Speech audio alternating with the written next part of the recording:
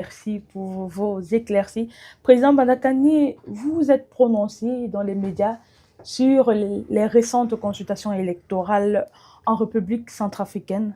Vous avez déclaré que le président candidat, son Excellence Faustin Archange Touadéra, est crédible et il est le seul sur les séquelles politiques centrafricaines. Vous avez enrichi votre interrogation, président, au regard de la situation militaro-politique. Vous vous questionnez comment est-ce que le président centrafricain a fait pour pacifier et stabiliser son pays. Président, en réalité, quand on vous écoute, on a l'impression qu'on a affaire à un militant du mouvement Cœur Uni, le parti du président Archange Touadéra. Nous savons que vous n'en êtes pas un président et c'est pour ça que nous voulons savoir pourquoi est-ce que vous accordez autant d'estime? Quels sont les éléments qui vous amènent à accorder autant d'estime à la personne du président centrafricain, le président Faustin Archange Touadéra? D'abord, de tous les présidents que je connais, il est celui qui ne cache pas l'estime qu'il a pour nous. Aussi simple que ça. Il ne cache pas ça, il assume. Il a de l'estime pour nous. Il ne le cache pas.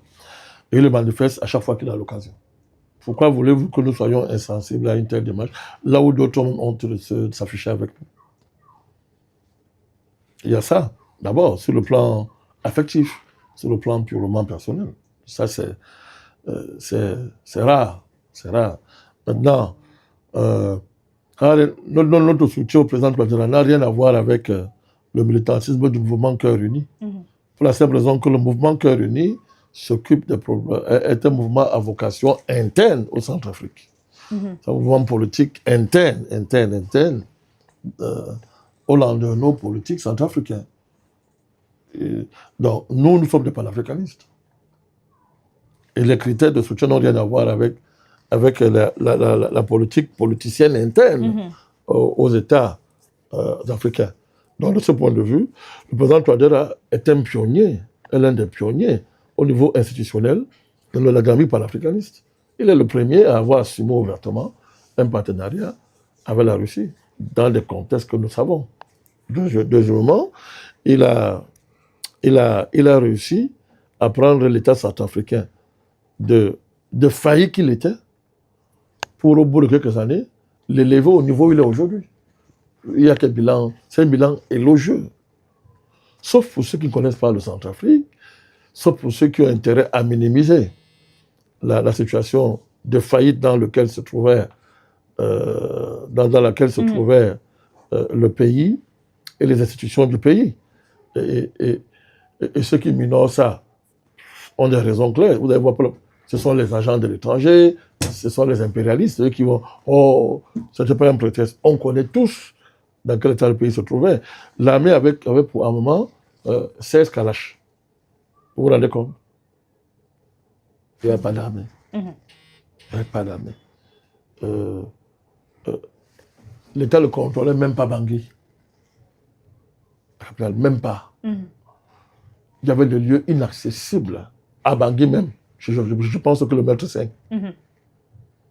Aujourd'hui, quand vous allez au Centrafrique, il y a un air de renaissance. Ce n'est pas seulement un air, ça se voit physiquement que ce pays-là renaît. Rien que pour ça, il faut le féliciter parce qu'il avait contre lui la France, la communauté dite internationale, avec son embargo militaire, avec son embargo sur les pierres précieuses du Centrafrique, diamants, pour ne parler que de ça. Il avait contre lui tous les milices, les rebelles, les milices armées par la France et portées par les réseaux locaux, etc.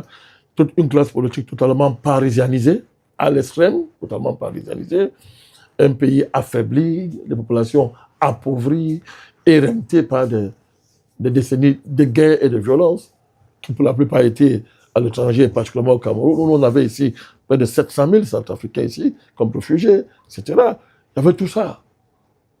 Moi, je demande toujours comment il a fait. Comment il a fait?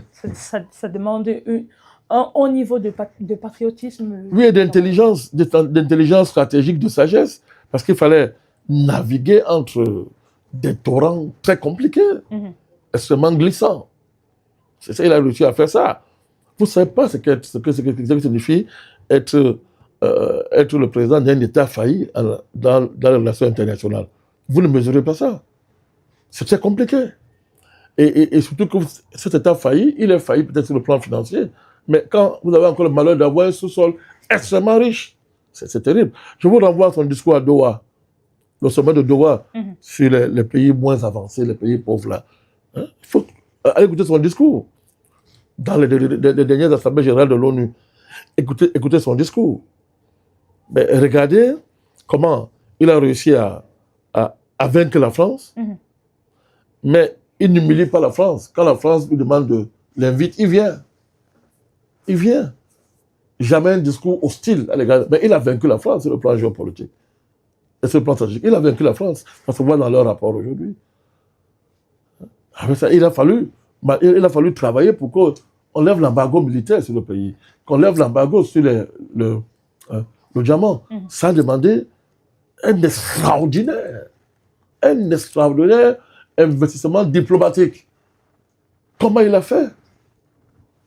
C'est ça qui m'impressionne. Et ça fait qu'aujourd'hui, il y a une référence dans les différentes trajectoires institutionnelles que le panafricanisme a empruntées. C'est une référence qui inspire en la matière, oui. Donc, c'est pour tout ça que je dis que il est le seul. Vous avez voulu que M. Deleguélé le remplace? Que M. Tondra le remplace, ces gens-là? Deleguélé, lui, c'est un agent français connu, il n'a même pas honte, décomplexé. Alors, voilà. Mais maintenant, on est fiers de voir, il y a d'autres, vous ne parlez pas d'anciennes figures majeures de la scène politique centrafricaine qui ont rejoint le président. Le président Dotoja a appelé à voter pour le président, l'ancien premier ministre, comment il s'appelle encore, Martin Ziguélé, par exemple. Donc, il y a tout ça. Il y a tout ça. Donc, vous allez aussi dire que ceux-là sont les militants du Cœur Uni. Non, ça n'a rien à voir. C'est un soutien panafricaniste que j'apporte au président Touadéra. Il en est digne à tout point de vue. D'accord, Président Bandakani, nous avons abordé le thème de cette émission, de ce rendez-vous, de cette interview. Est-ce que vous avez d'autres propos à rajouter sur ce que vous avez déjà dit jusqu'ici? Non, le combat continue. Le panafricanisme est solide. Il est solide. Il est très enraciné, historiquement sur le continent. Il est enraciné, il est solide. Et il ne sera jamais ébranlé par les actions réactionnaires de la France, de ses agents locaux et de l'impérialisme en général. Le panafricanisme est la seule voie de salut pour l'Afrique et pour les États africains. D'accord, Président Bandakani, nous allons revenir sur quelques éléments que vous avez relevés lors de votre analyse. Vous avez dit concernant la monnaie nazie qu'on a imposée en Afrique en général, qu'une monnaie qui a servi à soumettre la France ne peut libérer l'Afrique. Vous avez dit concernant le panafricanisme et les panafricanistes qui n'encouragent pas les coups d'État, qui ne font pas de coups d'État, ils prennent acte d'un coup d'État. Vous avez dit concernant la différence entre les vrais panafricanistes engagés et les agents infiltrés de l'Occident, que vous, les panafricanistes, vous pariez sur le temps pour exposer les infiltrés. Vous avez dit, en ce qui concerne le président Faustin Archange Touadéra, le président de la République centrafricaine, qu'il est parmi les présidents le seul qui assume publiquement son estime au panafricanisme, et vous faites pareil, vous lui rendez la monnaie de sa pièce, car il en est digne. Président, vous allez terminer par une forte phrase. Vous avez dit, le panafricanisme est solide et très enraciné. Merci, Président Bandakani, pour avoir répondu présent une nouvelle fois pour ce rendez-vous. Merci à l'équipe technique qui nous a accompagnés. Merci aux internautes qui sont avec nous et qui nous encouragent dans les commentaires. À nous revoir pour une prochaine édition de Récap.